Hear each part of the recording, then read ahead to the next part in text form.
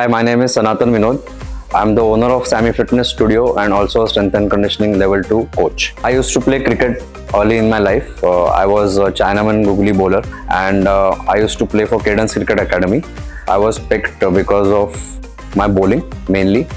After that, I was lucky enough to go on a UK tour, India under 19. I used to play cricket. I was not really aware about the fitness aspect.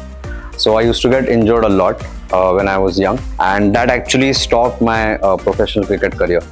So I decided that maybe I need to learn something about the fitness. I remember I used to work out in the gym with typical machines and dumbbells and all that, but still I kept on getting injured and I was not able to figure it out why exactly it is happening.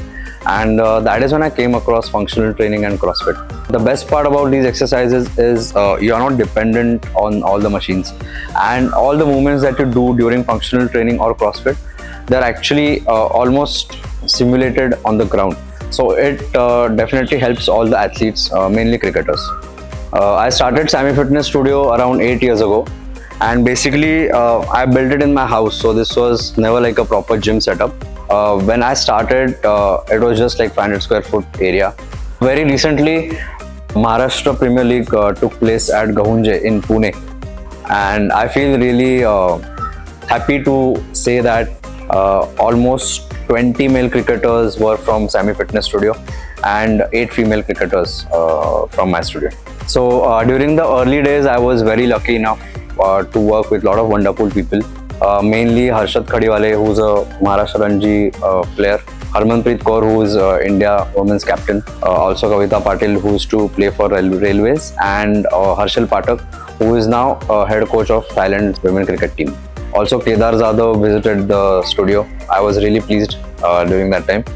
I also got to work with women cricketers as well.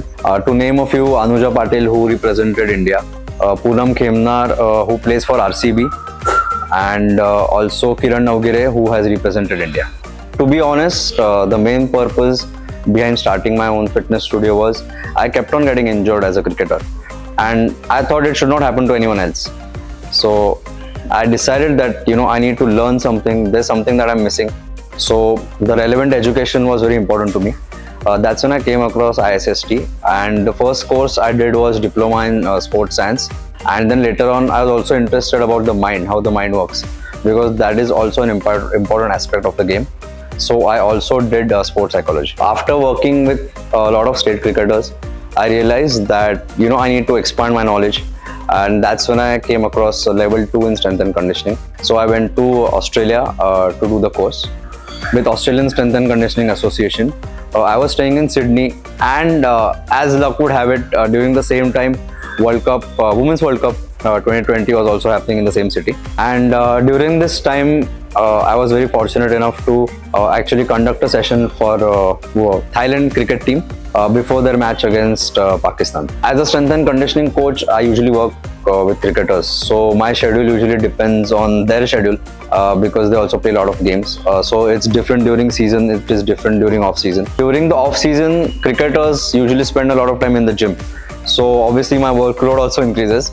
So typically during the day, I work around 10 hours, 5 hours in the morning and 5 hours in the evening. And I'm working with almost 30 to 35 cricketers right now. As a cricketer, actually my best experience was when I went to UK during under 19 tour, because I got to play under Robin Uthappa, and I was the youngest, so I was only 15 years old, and other boys were around 17, 18, 19. So that was a really great experience. In the future, I would really like to study more about the world of fitness, also work with more athletes, and also I would love to work with the team as well. My mantra is that there's just one line which I always keep it in my mind: reach for the stars, but keep your feet on the ground. I think this initiative by IST about humans in sports is very important, because those who work behind the curtains are usually neglected, and what we see on the TV is what we believe. But what these cricketers or athletes go through, only a handful of people know that, and their success story and all their hard work is usually not shown. So those people who are involved in that process is where all the staff, coaching staff comes in. Do follow Humans in Sports by ISST.